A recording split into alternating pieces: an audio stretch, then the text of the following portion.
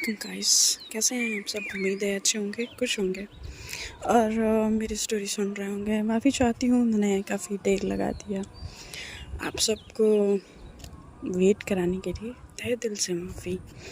और आप सबको हिदायत दूंगी कि दोस्त या कोई भी A to Z आपकी लाइफ में जो भी मैटर करता होगा, आप उस पर आँख बंद करके भरोसा मत करिएगा। जब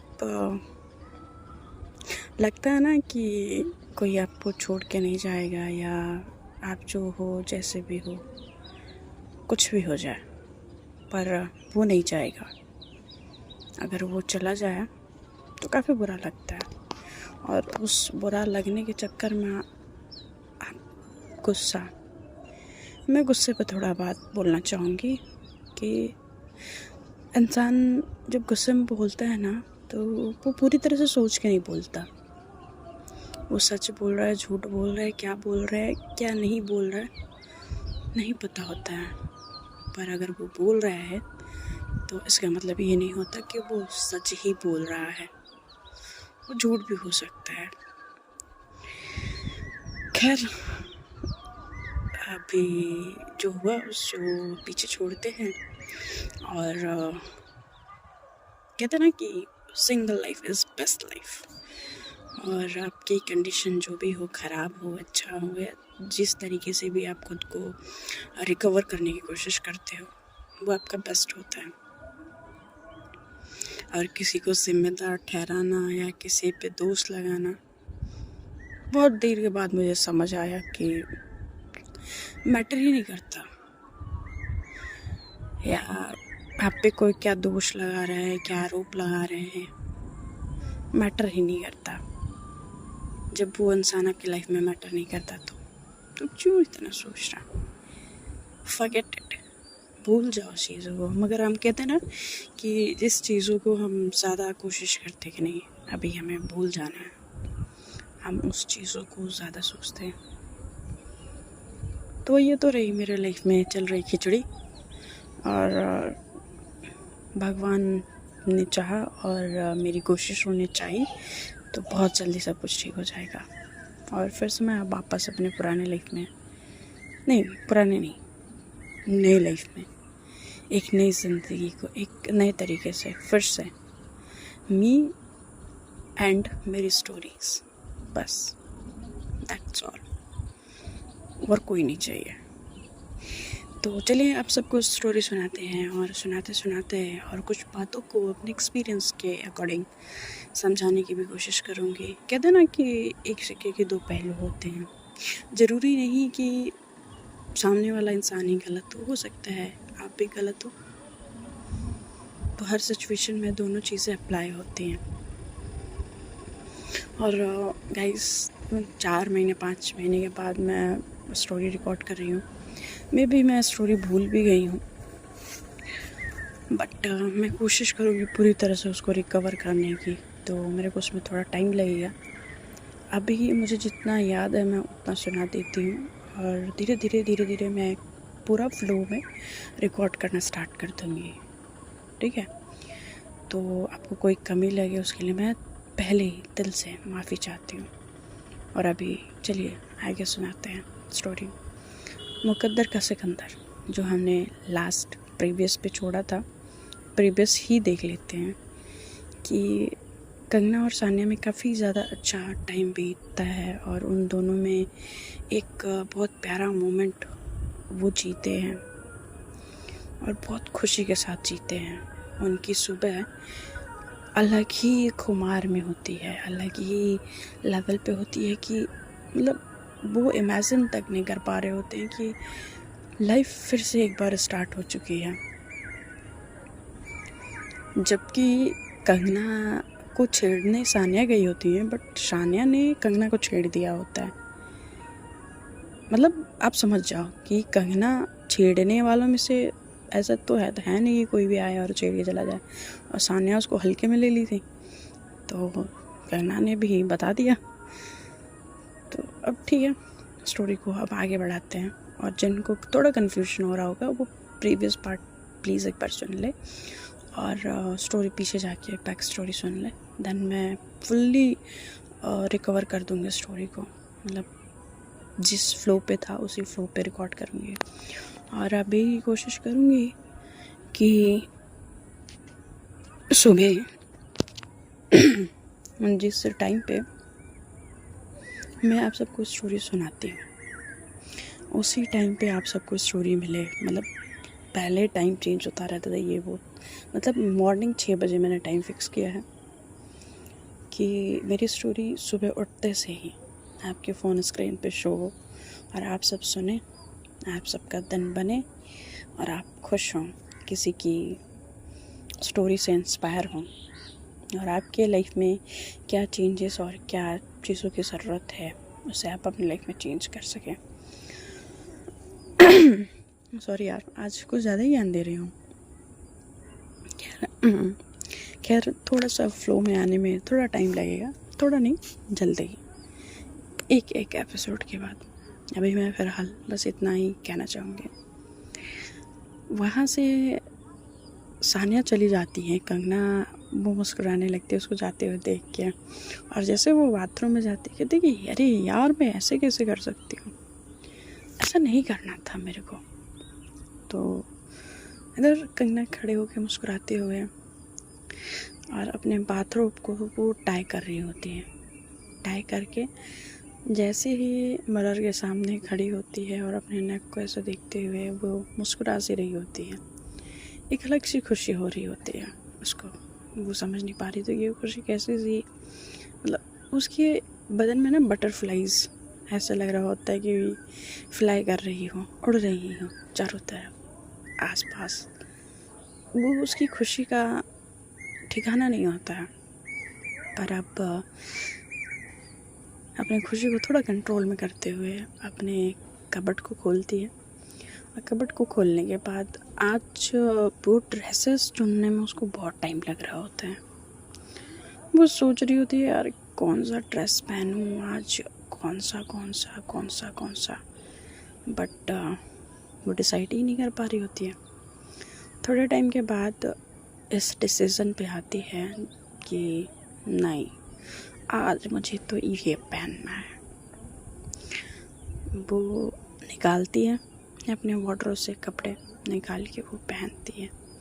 गीले बालों को सुखा रही होती है और सानिया हम बाथरूम से फेस वॉश करके टॉवल मांगने के लिए कंगना को आवाज़ दे रही होती है। और फेस वॉश वो करने ही जा रही होती है, मतलब एक सोप उसके फेस पे होता है और उसकी आंखें बंद होती हैं। फिर उसको याद आता है कि यार उसने तो टॉवल तो लिया ही नहीं।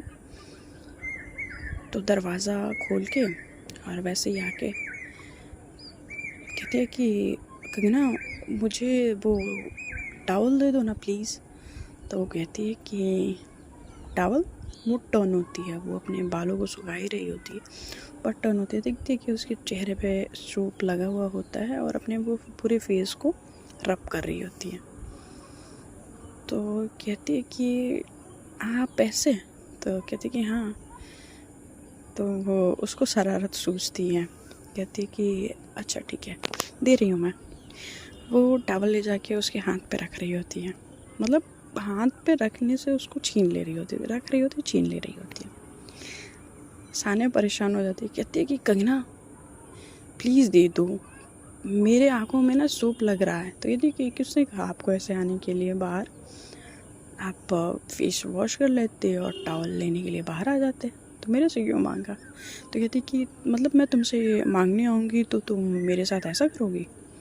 तो कहती कि of course, after all baby हूँ मैं और इतना सताना तो बनता है।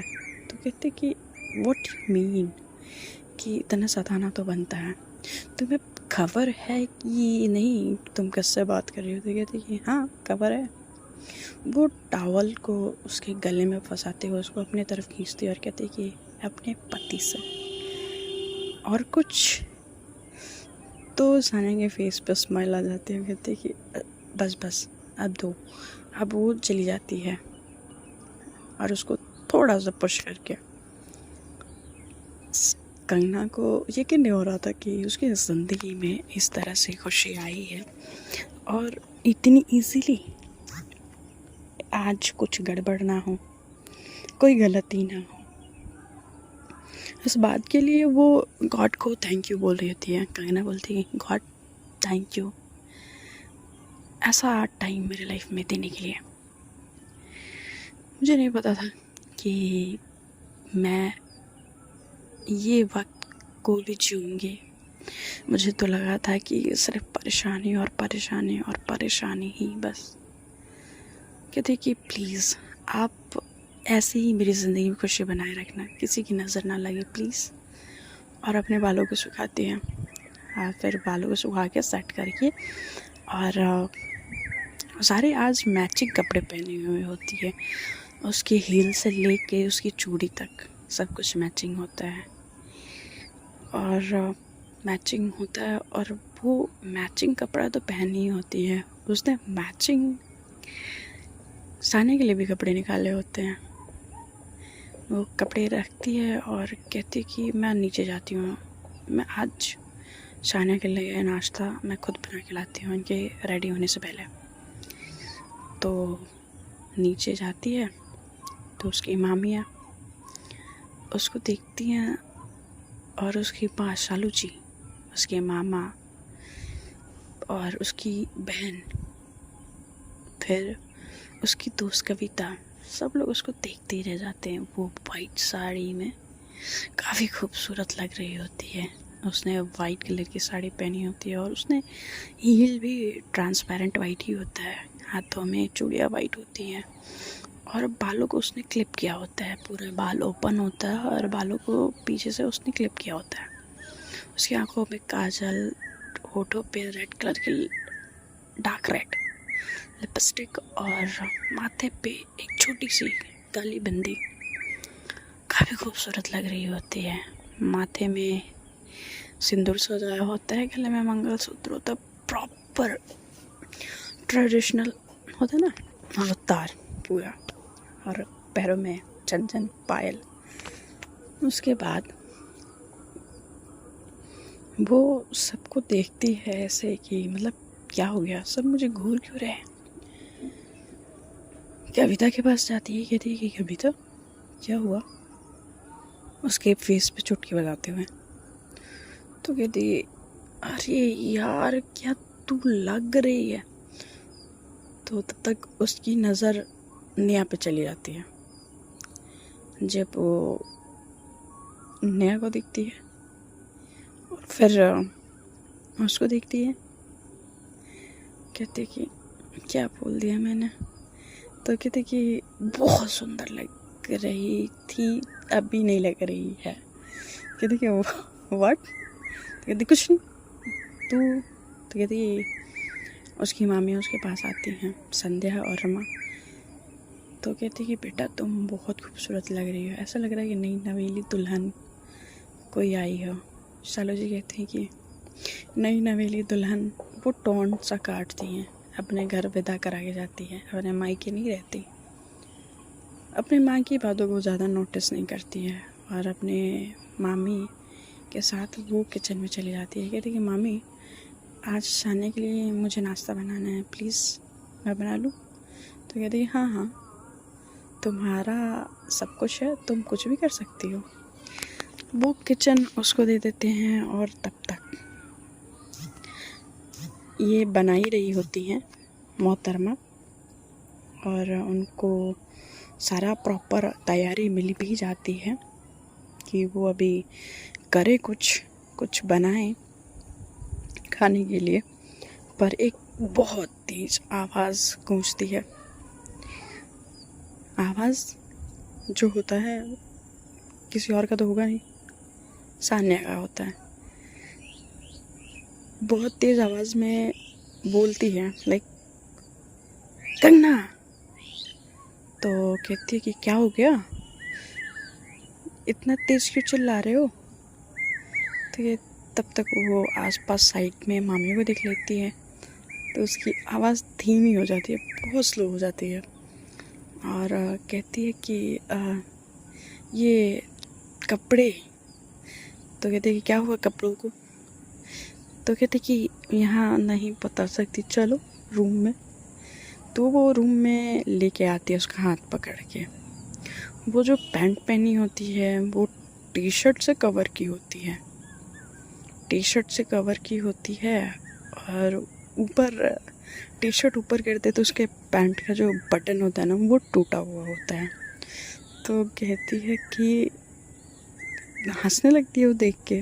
तो जब वो हंस रही होती है तब सान्या उसको नोटिस करती है कि उसने आज मैचिंग किया हुआ है, और मेरा जो टी शर्ट है वो वाइट है, और ये इसने मैचिंग कपड़े निकाल लिए गई थी, बट ये वाइट में काफ़ी ज़्यादा सेक्सी लग रही है यार, मन तो कर रहा है इसको खा जाऊँ।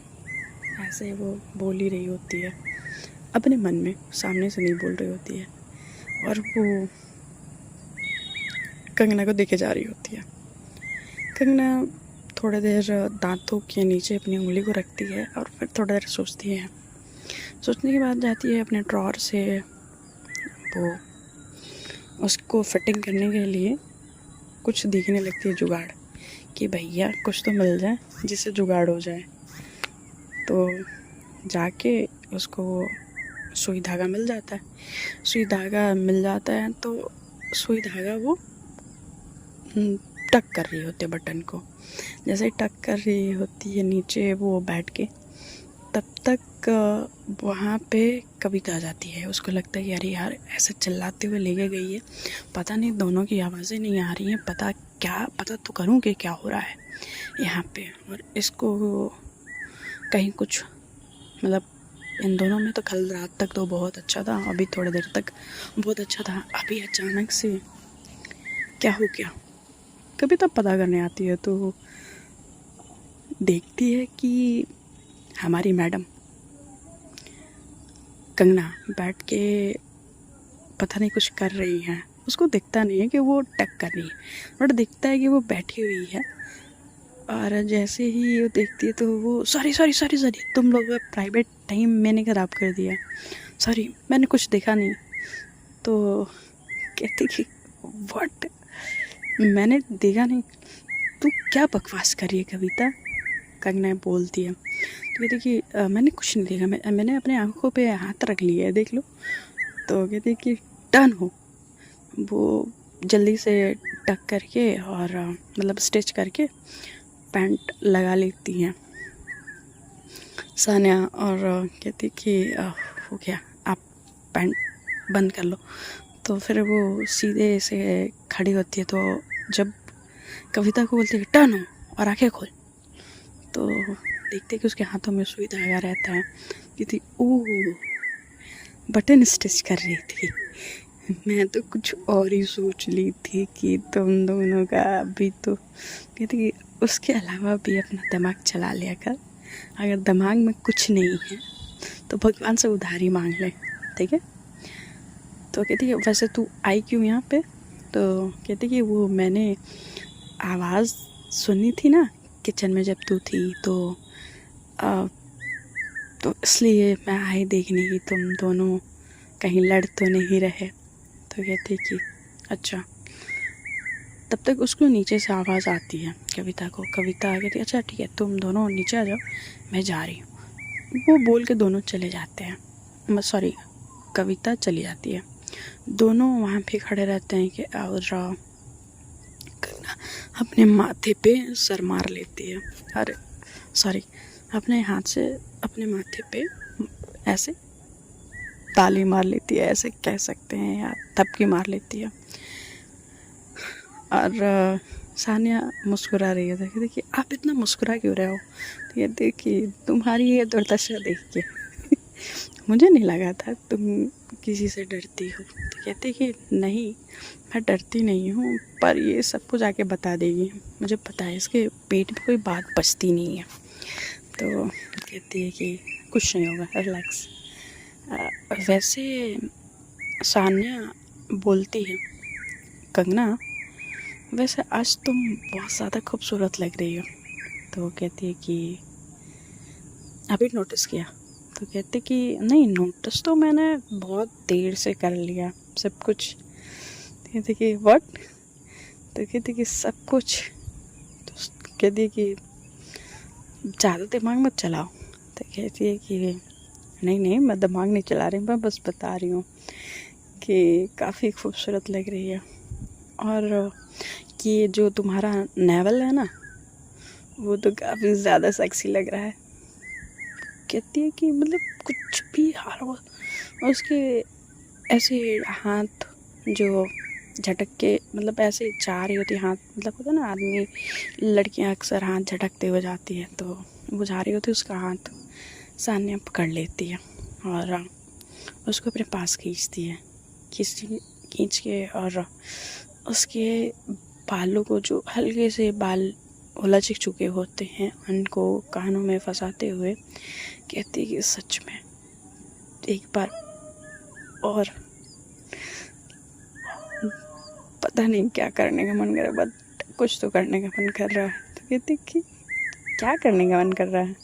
अभी सुबह हो गई है, आंखें खोलो, घर भी जाना है, और टिकट भी बुक करा चुके हो आई थिंक, ठीक है, तो जाना तो पड़ेगा। तो कहती कि हाँ हाँ बिल्कुल सही बात है, चलो ठीक है। और सानिया जो होती है बैठ जाती है और कंगना वहाँ से चली जाती है। अब चलिए आगे सुनते हैं आगे क्या होता है। तो आगे की होता है कि सानिया अपना लैपटॉप खोलती है, चेक करती है टिकट हुआ या नहीं, डेविड ने मैसेज किया या नहीं, वो सारी चीज़ें चेक करती है फिर से दोबारा, और अब घर जाने के लिए वो तैयार हो चुकी होती है। और घर जाके आगे क्या होने वाला है उन दोनों की ज़िंदगी में, तो जानने के लिए बने रहिए मेरे साथ। और bye bye, take care and शब्बा खैर।